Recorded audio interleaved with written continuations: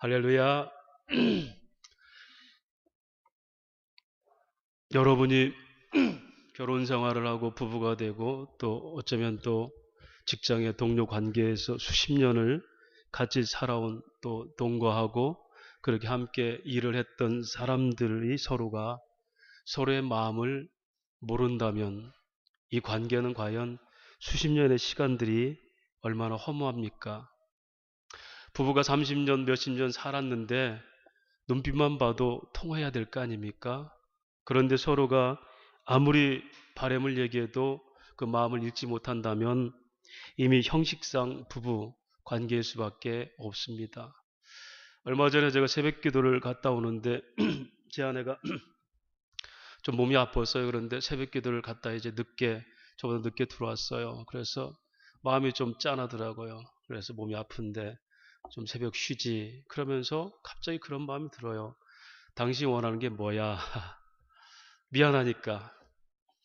그때 제 아내가 그래요. 잘 알잖아. 잘해.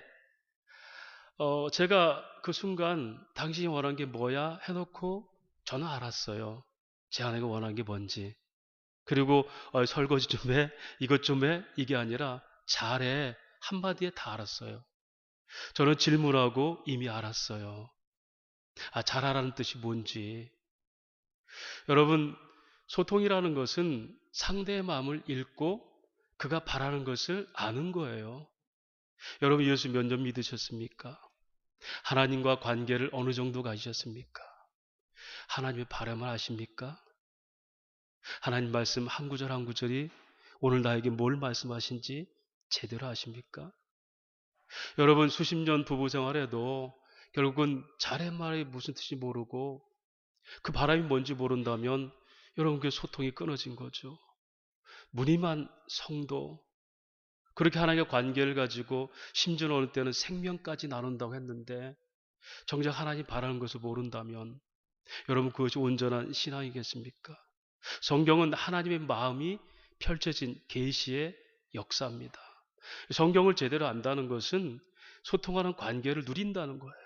상대를 인정하고 그가 베푼 것에 대해서 누리고 획득한 것을 차지하는 것이 하나님 나라입니다.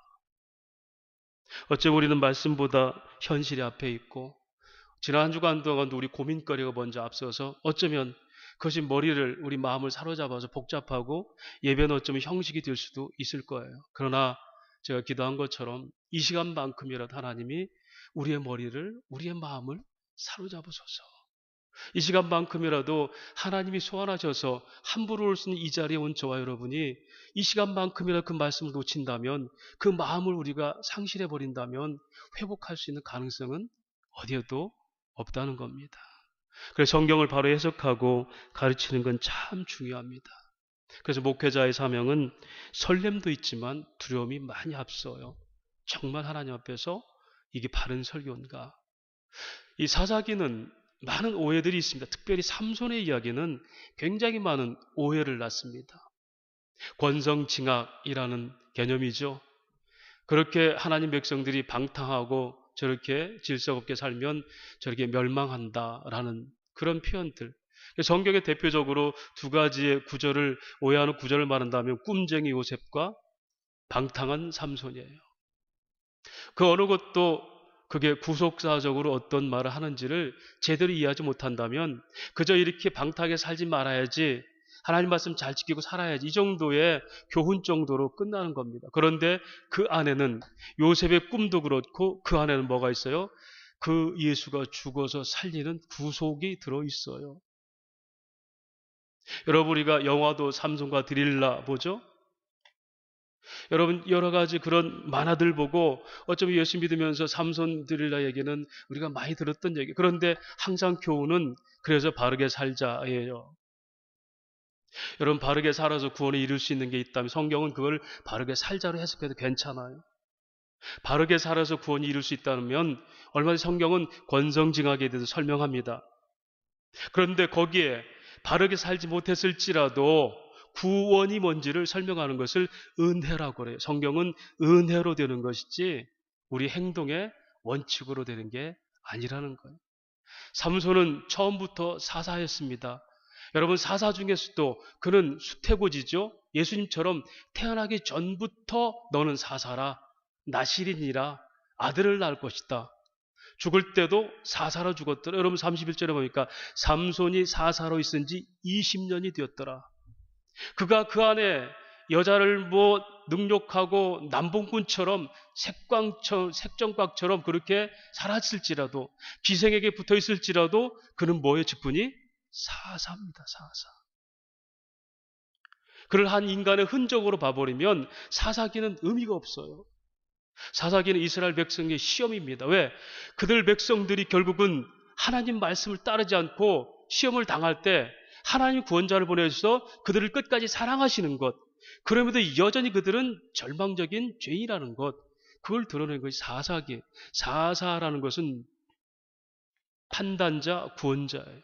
판결자, 구원자. 그러면 여기 사사 삼손도 마찬가지 역할로 해석을 해야 된다는 거죠.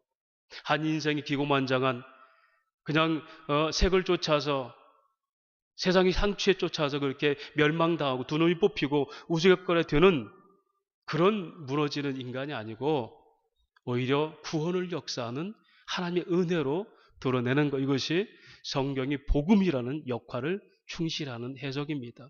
그래서 삼손의 얘기는 사사기 전체의 요약본이고 엑기스가 다 그 속에 들어있어요. 그래서 사사기를 그동안 한 6, 7개월 제가 강의를 했는데 오늘 삼손의 얘기로 사사기를 다 마치려고 합니다. 이 삼손의 이야기를 정확하게 이야기해서는 6가지의 비밀이 있어요. 이걸 제대로 해석하면 삼손의 얘기가 해석이 됩니다. 먼저는 마노아라는 단어입니다. 마노아가 누굽니까? 삼손의 아버지. 또 마지막에 삼손이 죽었을 때 그의 아버지 마노아의 장지에 삼손이 묻혔더라. 마노아라는 단어는 샬롬이란 단어와 대칭 언어예요. 샬롬은 뭡니까? 하나님 안에 있는 참된 평안을 샬롬, 솔로몬 샬롬 그러죠. 마노아는 하나님이 아닌 곳에서 위장된 평화, 다시 말하면 운명론이나 빠져서 내가 이가 팔자인데 하고 자기 안식을 누리는 인간적 위안을 마노아라고 그래요. 블레셋에서 40년 동안 그들은 지배를 받았습니다. 40년 동안 지배를 받고 그렇게 살면서도 그들은 누구도 하나도 부르짖지 않았습니다. 왜일까요? 이거 우리 팔자야. 여러분, 세계 최빈국에 가까운 방글라데시가 행복지수는 높은지 아십니까? 오히려 우리나라보다 행복지수가 높아요. 왜 그럴까요? 그들은 다 알라 신의 뜻을 믿어요. 불평도 불만도 없어요. 가난하게 사는 것도 이게 알라가 내게 하는 거예요. 여러분, 이게 평안입니까? 옛말에 그러잖아요. 우리가 내 팔자속안이다. 피동적 운명론. 이게 나야. 이 얘기는 하나님이 이스라엘 백성들에게는 참 평안을 주셨어요. 심지어 세상이 줄 수 없는, 예수를 믿는 사람들에게는 세상이 감히 표현할 수 없는 썩지 않을 소망이 우리에게 있어야 돼요.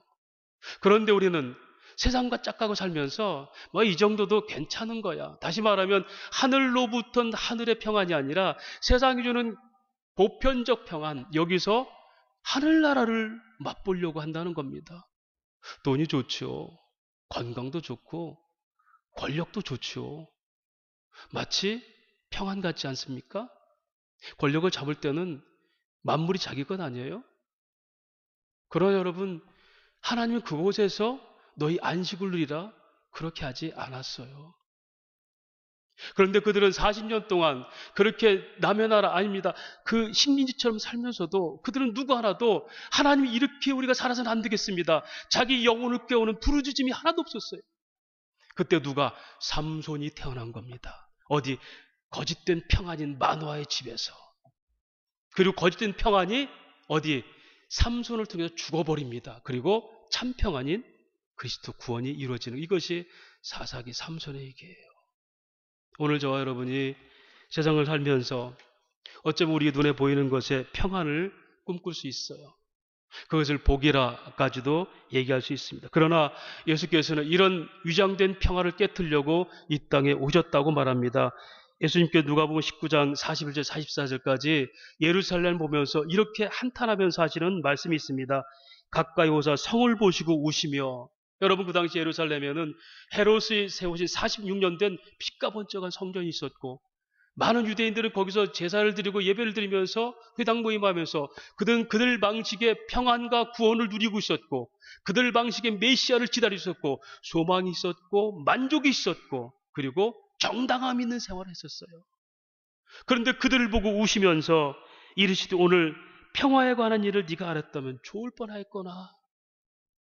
니들이 누리고 있고 너희들이 지금 찬양하고 너희들에게 만족하는 것은 참된 평안이 아니야. 내가 돌 하나도 돌 안에 남기지 아니하리니 너희가 누리는 이 눈에 보이는 성전, 너희의 그 행동의 만족감, 생활에 있는 그 얻어지는 쾌락들, 그것이 절대 하늘이 주는 게 아니야. 내가 그걸 다 부서뜨려 버리겠어. 예수님은 평화를 주러 온 것이 아니라 세상의 참 평안을 위해서 평화를 깨트리러 오셨죠. 그게 마노아란 뜻입니다. 마노아, 세상의 평안에 젖어 있는 그들에게 삼손이 나타나는 거예요. 그들을 다 쌓아안고 죽어버립니다. 이게 삼손에게 첫 번째 비밀입니다.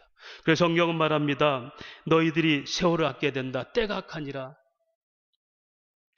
여러분, 우리가 이 시대의 유행과 사조와 철학과 학문과 그 속에 있는 보편적 진리에서 우리가 만족하고 살죠. 이 정도면 됐어. 이 정도면 유행이니까 내가 이 정도면 이쁘잖아. 여러분, 그것이 우리 평안이에요? 성경은 거예요. 때가 악하니라. 악한 때, 하나님의 때, 아이오니온, 하나님의 때, 하나님이 그 악한 때를 줘. 왜? 너희가 그 속에서 평안을 누리는 자들, 그들을 깨트리기 위해서. 세월이 악하다. 그러면서 말씀하십니다. 이제 너희는 잠자는 가운데서 일어나라. 이미 그리스도께 너희에게 비추셨느니라.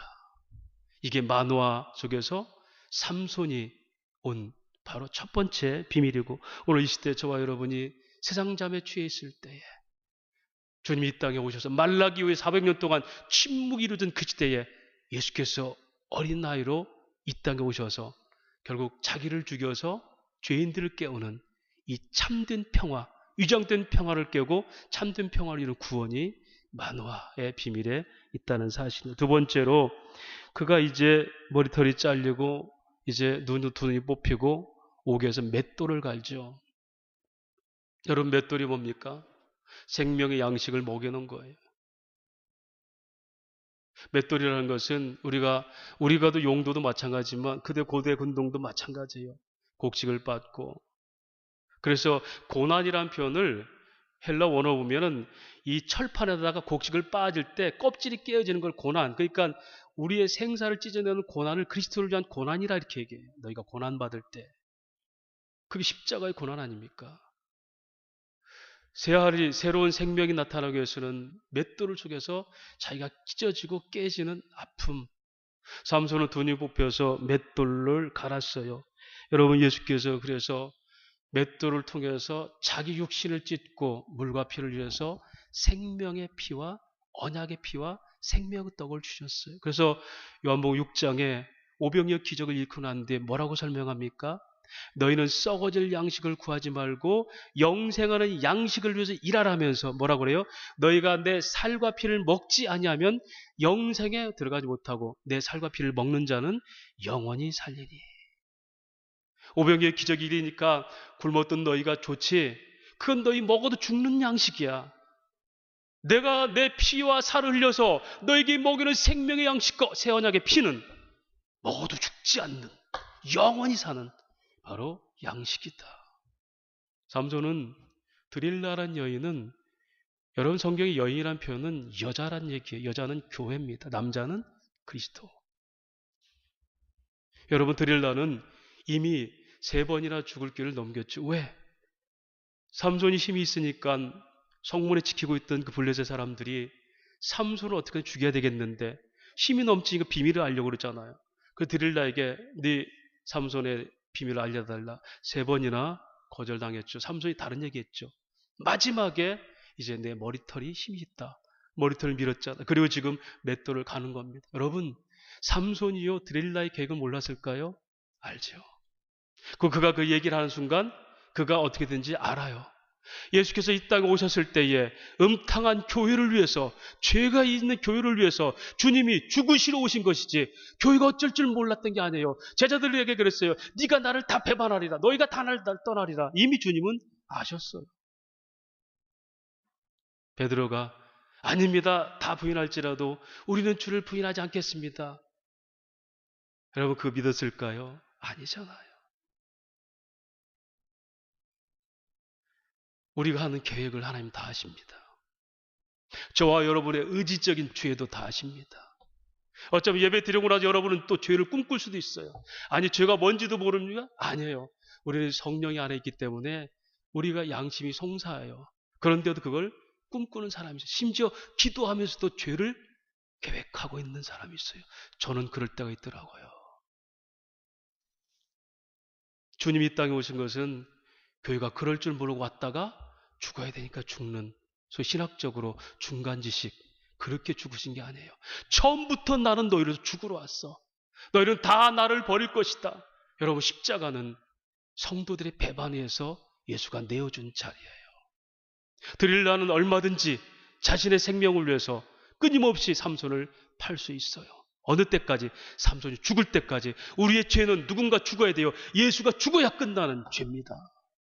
그게 삼손의 이야기 속에 들어있어요. 맷돌을 갈지 않으면, 내가 그렇게 하지 않으면 너희는 살아날 방법이 없다. 수치를 당합니다. 실용합니다. 두 눈 뽑힌 채로 맷돌을 갈면서, 소나 갈던 맷돌을 어깨에 메고 갈면서 사람들이 네가 바로 삼손이냐? 수치를 당합니다. 예수께서 십자가에서 실용당합니다. 제사장 종들이 뺨을 때리고 갈대를 손에 쥐고 갈대로 뺨을 때리면서 그리스도거든 너도 구원해봐라. 여러분, 오늘 저 여러분이 그리스도 안에 있는 이 새 생명의 역사를 회복하지 않으면 우린 끊임없이 우리의 손으로 예수를 희롱하고 삽니다. 그것이 하나님을 망령토에 일컫고 산다는 거예요.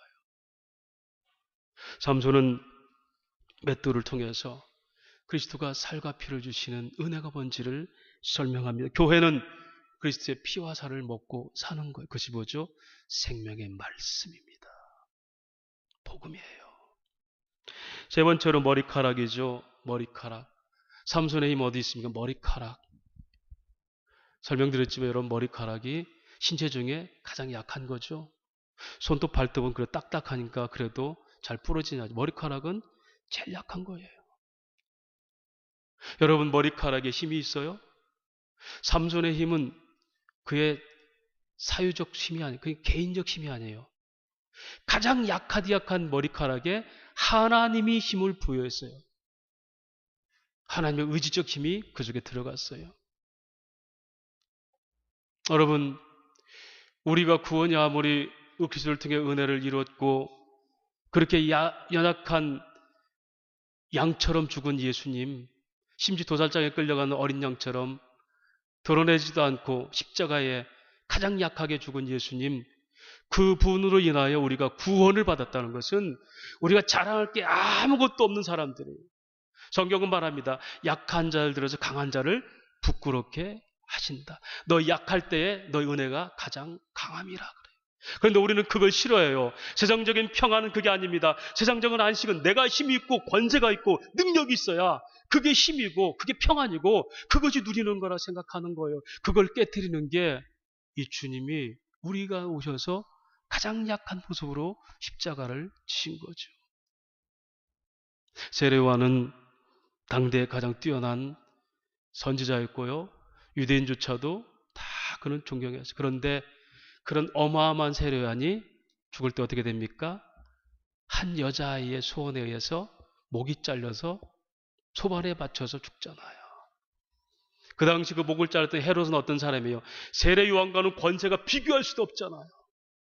여러분, 예수님께서 이 땅에 오셔서 강한 자가 됐을 때는 사람들이 막 쫓았습니다. 어느 정도 많이 따랐냐면, 여러분, 강가에서 바닷가에서 이렇게 호숫가에서 예수님 설교하실 때 얼마나 사람들이 밀치고 덤비는지 배를 띄워가지고 좀 멀리 떨어져 설교하셔서, 왜요? 얼마나 달라붙는지. 그런데 그렇게 인기 있던 예수께서 사람들을 먹이고 병을 낫게 하고 그럴 때는 그렇게 따르던 사람들이 내가 죽는다 하니까 다 도망가 버려요. 여러분, 우리는 어쩌면 그런 신앙생활을 하고 있을 수도 있죠. 내게 어떤 혜택이 받았느냐, 내가 어떤 게 이 땅에 주어졌느냐, 그것이 내게 은혜의 기억으로만 생각하는 거예요. 그런데 예수께서 오히려 약한 모습으로 오셔서 약한 자로 죽었을 때, 죄인으로 죄인같이 태어나서 죄인 속에 마지막 죄인들 옆에 끼고 죽잖아요. 그 모습 우리는 결코 그것이 성공이다, 구원이다 얘기를 안 해요. 그 당시 유대인들은 그랬잖아요. 제자들이 그랬잖아요. 삼손이 머리카락은 바로 하나님께서 약한 것, 너희가 볼품없는 것, 세상의 능력이 아닌 것을 통해 세상의 구원을 이루시는, 그러지 뭐라고 하죠? 십자가의 도는 믿지 않는 자들에게는 어리석은 것이요 믿는 자에게는 하나님의 구원의 능력이라. 그래서 그걸 너희 자랑하게 있다 없다? 없다. 에베소서 2장 8절 9절 말합니다. 너희는 그 은혜로 의하여 믿음으로 말미암아 구원을 받았으니 이것은 너희에게 난 것이 아니요 하나님의 선물이라. 행위에서 난 것이 아니 이는 누구든지 자랑하지 못하게 함이라. 그래서 그리스도의 구원은 우리가 어떤 것을 자랑할 수 없고 오직 사도 바울처럼 주의 은혜가 헛되지 아니하였습니다. 이렇게 고백하는 의미가 삼손의 머리카락의 비밀에 있습니다. 그 다음에 그가 16장 1절에 보니까 이 가사로 들어가면서 블레셋 진영으로 들어가면서 어떻게 했습니까? 성문짝을 들고, 그렇죠? 16장 3절에 삼손이 밤중까지 누워있다가 기다렸다가 그 밤중에 일어나 성문짝들과 두 문설주와 문빗장을 빼어가지고 그것을 모두 어깨에 메고 헤브론 앞산 꼭대기로 가니라. 여러분 참고적으로 여기서 성이라는 이 히브리 언어가 소위 그 70인역에서 다시 이게 표현됐을 때는 폴리스라는 단어, 헬라어 폴리스라는 단어인데 이 폴리스라는 단어가 계시록에서는 음녀 곧 바벨론의 성이여 이렇게 표현되어 있어요. 이 말은 뭐냐면 삼손이 성문짝을 들여 성문은 들어간 어떤 문이 아니라 그들이 블레셋 신전이 있는 신전 문짝을 얘기해요. 삼손이 그리 들어가서 첫 번째 한 일이 뭔지 압니까? 들릴라를 만나기 전에 내가 드디어 블레셋 심장에 들어가서 블레셋 사람들이 섬기는 다곤 신상에 있는 신전의 문짝을 들고 문설주를 들고 헤브론 어디 하나님의 성전 있는 곳에 갖다 엎어버린 거예요. 그 얘기는 삼손이 드릴라 가기 전에 이미 나는 이 블레셋에서 다곤신을 어떻게 해요? 여호와 신 앞에 무릎 꿇게 할 것이다. 삼손이 뭐 때문에 자다가 일어나서 그런 짓 하겠습니까? 여러분, 예수께서 이 땅에 오셔서 그렇게 우리에게 행하셨습니다. 그들은 사단의 권세를 가지고 끊임없이 주님을 시험했어요. 그러나 주님은 그들이 노리는 것들을 통해서 구원을 이루셨습니다. 그들이 노리는 게 뭔지 압니까? 네가 구원할 만한 이 제자들, 이 사람들 다 죄인들이야. 일고의 가치도 없는 죄인들이야. 의인 없으니 하나도 없고 죄의 삭은 사망이야. 그런데 왜 저들을 구해? 여러분, 세상이 교회를 비난하는 게 뭡니까? 천국이 있어? 그건 다 허황된 얘기야.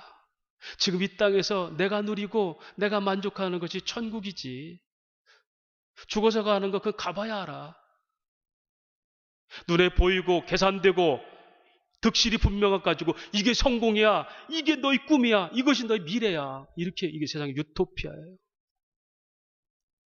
끊임없이 유대인들은 예수를 그렇게 했어요. 너는 왜 율법을 안 지키냐? 그것이 구원에 이르는 길인데. 너는 하나님의 아들이라면서 왜 너는 세상의 질서를 파괴하느냐? 너는 왜 우리가 믿는 아주 균형 잡힌 이 보편적 진리관을 무시하느냐? 그거는 진짜 네가 신이 아니다. 예수는 그 사단의 권세를 그 문짝을 들고, 그렇죠, 그들이 율법의 십계명을 들고 어디 하나님의 성전에 던졌는데 그 율법을 이루기 위해서 당신이 피로 율법을 씻어버려. 이게 구원이에요. 이제는 명문화된 율법이 아니라 너희 마음에 새긴 복음의 율법이 너희를 구원하고 믿음으로 말미암아 구원을 받으리니. 그런데 여러분이 언약궤 저주하십니까? 사무엘 상 5장 3절에 보면 이스라엘 백성들 언약궤를 갖고 전투에 나가다가 뺏기잖아요, 사울이. 그래서 소위 아스돗 사람들 그쪽에 났는데 거기는 뭐가 있어요? 다곤 신전이 있었어요. 블레셋 신전. 근데 언약궤를 그 앞에 놨는데 어느 날 아침에 가보니까 그 신전이 다 무너져 버렸죠. 다곤 신상이. 그래서 그들이 깜짝 놀란 거예요. 아니, 이스라엘 우리가 뺏은 이 언약궤가 이런 저주를 한단 말이야. 우리 신을 다 무너뜨렸다. 삼손이 문짝 들고 가기 바로 그겁니다. 사단 권세를 일거에 제압해버리고 넉넉히 이긴 역사. 이것이 십자가의 구원의 능력입니다. 복음의 능력입니다. 눌린 자를 자유케 하고 묶인 자를 풀어주며 보지 못하는 자를 보게 하고 가난한 자에게 복음을 증거하며 요한복음 5장 24절에 이렇게 말합니다. 너희가 사망에서 생명으로 옮겼느니라. 이게 구원의 역사. 사단의 권세인 신전의 문짝을 여호와 앞에 무릎 꿇게 하는, 만물을 복종케 하는 하나님 아들의 역사. 이것이 구원이에요. 그래서 우리는 그의 후사로 그와 함께 그 하나님 나라 유업을 누리는 것. 이것이 성도의 유업의 아름다움입니다. 그런데 우리 그런 성도의 유업을 가지고 우리들이 세상 문짝에 빌빌대고 거기에 갖다 빌고, 여러분 절에 가면 그 입구에 문이 있잖아요. 거기에 온갖 형상들이 있잖아요. 거기 가서 빌잖아요. 일주문입니까? 사람들이 물질 앞에, 권석 앞에 읊조리고 굴고 거기에 이미 주님은 그 가치가 아닌 새롭게 된 가치로 이미 우리를 새롭게 만드셨어요. 이것을 고린도서 5장 17절에 뭐라 합니까? 보라, 이전 건 지나지 우리가 새롭게 새 사람이 되었도다. 이것이 문짝의 비밀 속에 있다는 겁니다. 그 다음에 삼손이 결국 죽죠. 죽는데 16장 30절 말씀 한번 보겠습니다. 16장 30절 말씀. 삼손이 이르되 블레셋 사람과 함께 죽기를 원하노라고 힘을 다하여 몸을 굽히매 그 집이 곧 무너져 그 안에 있는 모든 방백들과 온 백성들에게 덮이니 삼손이 죽을 때 죽인 자가 살아있을 때 죽인 자보다 더욱 많더라.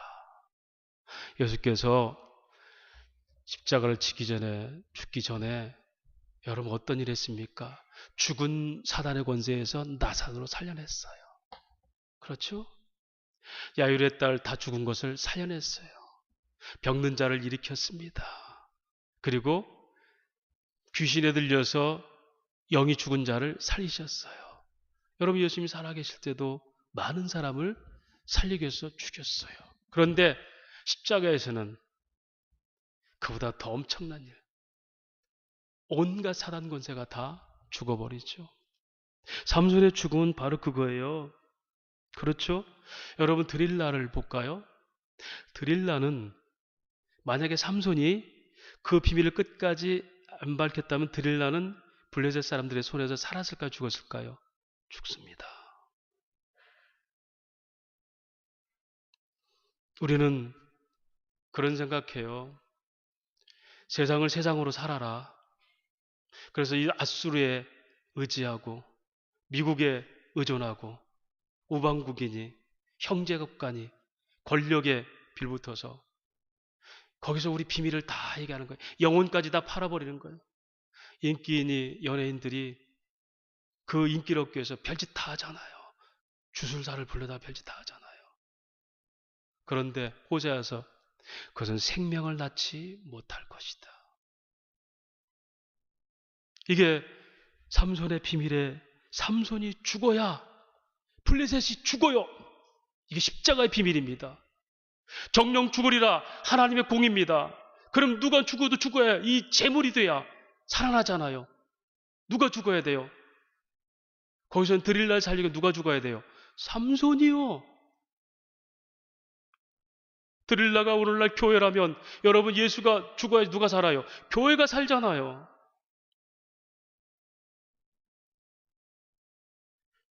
그래서 로마서 4장 20절 말합니다.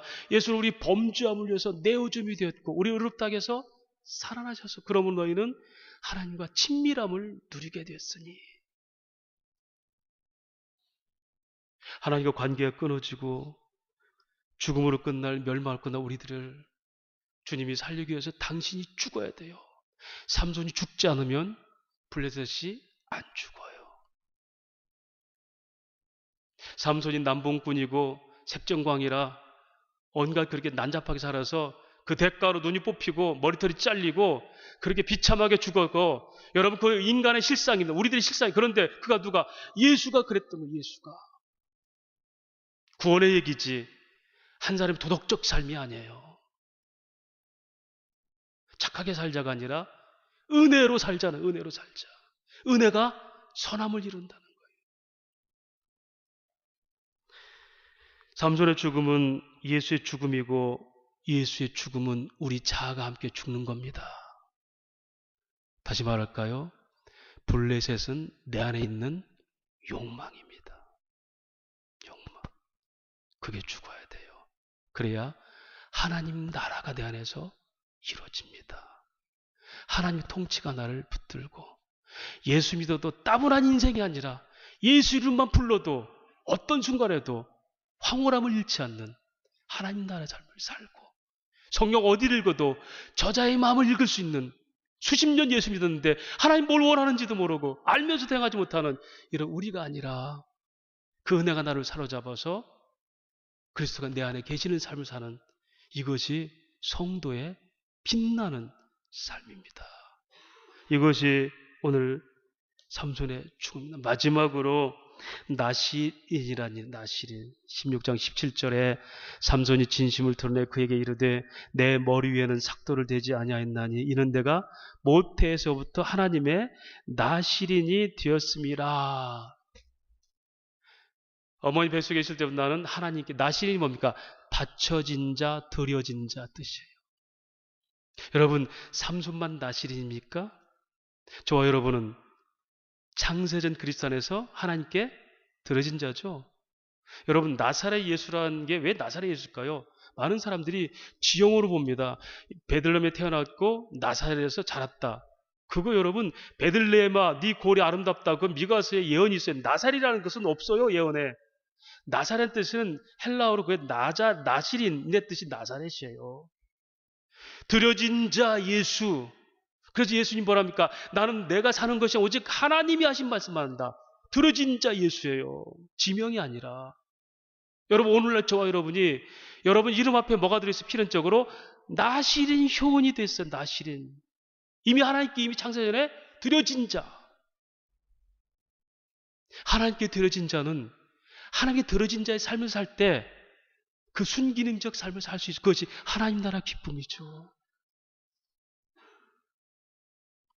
하나님께 드려진 자가 세상을 탐닉하며 살 수가 없어요.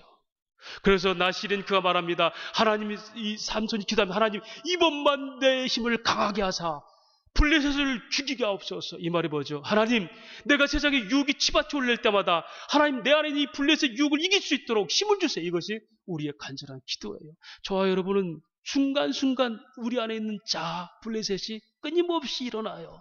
그때마다 하나님 이번에도 힘을 주셔야 돼요. 그래야 내가 내 안에 욕망을 이기고 내 안에 주께서 통치하시는 하나님 나라의 즐거움을 회복할 수 있습니다. 그게 은혜입니다. 경향성, 번복성. 한 번 은혜 받고 끝나는 게 아니에요. 구원은 한 번으로 끝났지만 우리는 끊임없이 육체의 죄가 있기 때문에, 블레셋의 유혹이 있기 때문에 그때마다 하나님, 하나님, 하나님, 이게 우리의 기도. 이번만 힘을 주세요. 블레셋이 내 안에 죽을 때, 내 자아가 죽을 때, 그때 바로 예수가 내 안에 사는 하나님 나라 평안, 샬롬이 이루어집니다. 더 이상 세상이 왕이 아니라 하나님이 나의 왕이신 삶. 이것이 에베소 3장 17절에 믿음으로 너희 마음에 그리스도가 계시게 하옵시며. 말씀을 정리할까요? 오늘 우리가 이 시대에 사사가 돼야 됩니다. 우리는 우리 구원을 가지고 세상 사람들을 구원할 책임이 있습니다. 그런데 이 시대 어떤 시대? 하나님을 왕으로 인정하지 않는 시대, 자기 소견대로 사는 세상들이에요. 그래서 이 세대가 우리가 이 사사 역할을 감당하려면 여러분 집에서 여러분이 구원자가 되고 여러분 직장에서 구원자가 되고 여러분 동네에서 구원자가 되려면 여러분이 장렬하게 순교해야 됩니다. 두 눈이 뽑힌 아픔도 맷돌 가는 수치도 당할 수 있어요. 저 예수 믿다가 미쳤다 그런 데 들을 수 있어요. 그러기 위해서는 내 안에 있는 블레셋 먼저 하나님 앞에 드려야 돼요. 방법이 없습니다. 끊임없이 은혜의 보좌로 나가서 집어쳐올 때마다 이번 또 힘을 주셔야 되겠습니다. 하나님. 이 블레셋을 주게 하지 주님이 나의 통치자가 되겠습니다. 그런 믿음이 회복될 때 세상을 구원하고 이 땅에 살려두는 하나님의 일들을 감당하며 그 일로 즐거운 인생을 살 수 있어요. 이것이 하나님 나라고 하나님 마음을 아는 백성들이고 하나님과 소통이 이어지는 성도의 삶입니다. 그런 믿음의 교회와 성도가 되시기를 주의 이름으로 축원합니다. 하나님 아버지 은혜를